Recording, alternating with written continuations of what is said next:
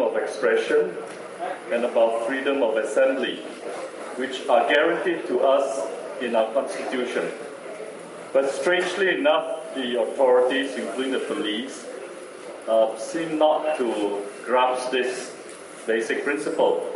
I say that because the past week you would have read in the newspapers about how the JERIT bicycle expedition was handled, or shall I say was fraught with all kinds of obstacles.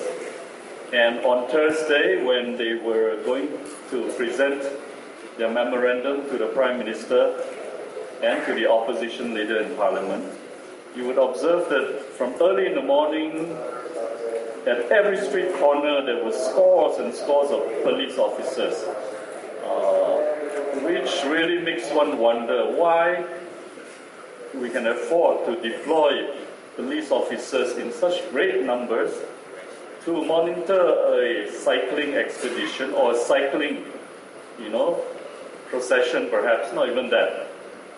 Cycling expedition, these guys were just having fun cycling from north and south and meeting up in KL. But yet, we do not have the manpower to handle crime issues. That is really perplexing. And I think I'm duty-bound to tell you that the police are also not exactly very enthusiastic about this gathering. Yeah.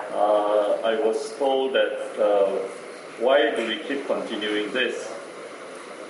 To me, it's not even an anti-ISA or pro-RPK vigil as some of you may have in mind. To me, it's, and as I try to explain to the police, that this is just people of the community gathering together once a week to say hello to each other, exchange ideas, share a few stories and tell a few jokes. I cannot imagine that this would be an offense, but it was put to me that I'm running a big risk doing this. So, I don't know, I leave it to you, but I suppose we should continue this. As I said,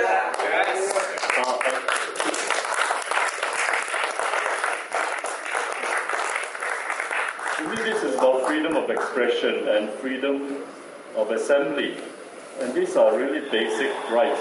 If we cannot exercise these little basic rights, what rights can we exercise? I wonder. Now, what's that about? Okay, now about the lights, I was told these lights are blown. I must follow up with the council why they are not fixed.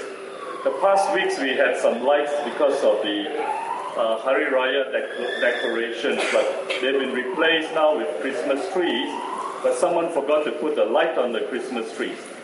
So I guess tonight you're justified to bring your candles. Huh? Okay, last week, many of you would know that a gentleman who was with us on many occasions, in fact I just heard from someone that he's been active for at least the past 10 years in social reformation activities. His name was Syukree. Unfortunately, sometime after the last vigil, he died suddenly of a heart attack at the tender age of 28.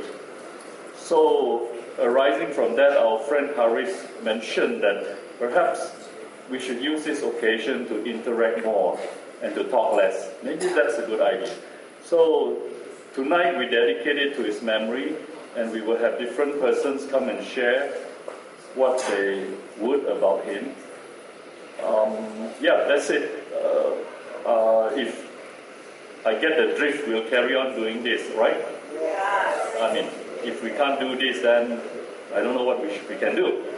Okay, before I forget, next Saturday night, all right, next Saturday night, which is the 27th, 28th, of course, we're here. 27th, the state government of Selangor is celebrating Christmas at the Curve. So the whole area around the Curve will be closed, and it will be a big public celebration. So I hope all of you will find time to join us in that celebration.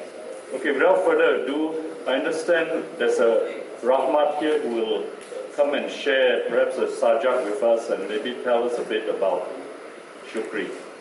Rahmat, would you like to come and join us?